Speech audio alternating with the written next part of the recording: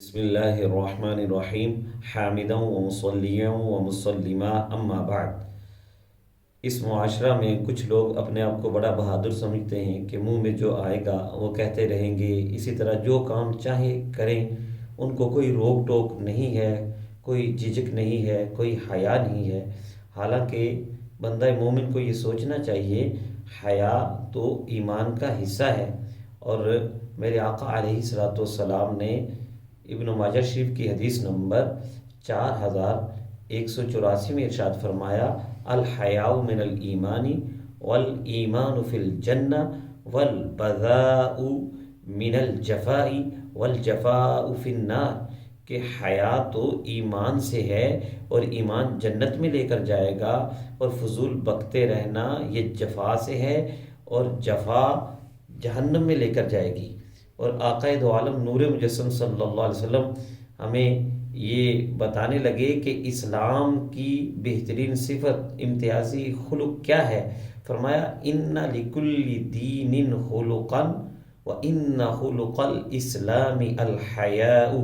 یہ ابن ماجہ شریف کی حدیث نمبر 4182 ہے۔ فرمایا، بے شک ہر دین کی ایک امتیازی صفت، ایک امتیازی خلق ہوتا ہے، اور اسلام کا امتیازی خلق حیا ہے۔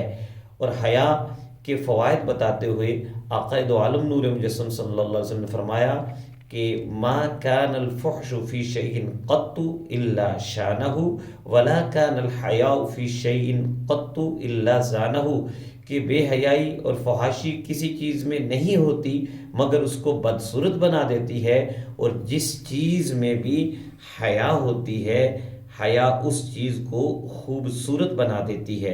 جب بندہ حیا نہیں نہ کرتا تو پھر وہ بے لگام ہوتا ہے، جو چاہے کرتا پھرتا ہے۔ اور یہی بات پہلے انبیاء کرام علیہ السلام کی تعلیمات میں بھی موجود ہے۔ بخاری شریف کی حدیث نمبر 6120 میں نبی کریم صلی اللہ تعالی وسلم ارشاد فرماتے ہیں، ان مما ادرک الناس من کلام النبوۃ الاولی اذا لم تستحی فاصنع ما شئت، کہ بے شک لوگوں نے پہلے انبیاء کرام علیہ السلام کی تعلیمات میں سے جو چیزیں پائیں، ان میں یہ جملہ بھی تھا کہ جب تمہیں حیا نہیں ہے تو جو چاہے کرتے پھرو۔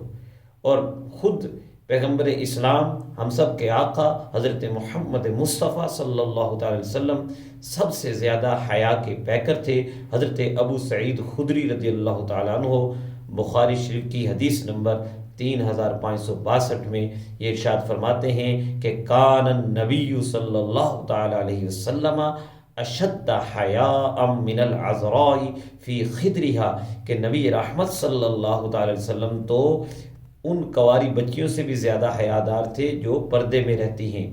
تو ان تمام احادیث کو دیکھتے ہوئے مومنین کو یہ چاہیے کہ اپنے آپ کو حیادار رکھیں، بے حیائی سے، فحاشی سے، فضول بکنے سے اور بے پردگی سے، ایسے کام یا ایسے تہوار یا ایسی رسمیں جو دوسری تہذیبوں کی ہے اور اس میں بے غیرتی اور بے حیائی کے کام ہیں، ان سے بچیں۔ اللہ تعالی ہم سب کو عمل کی توفیق عطا فرمائے۔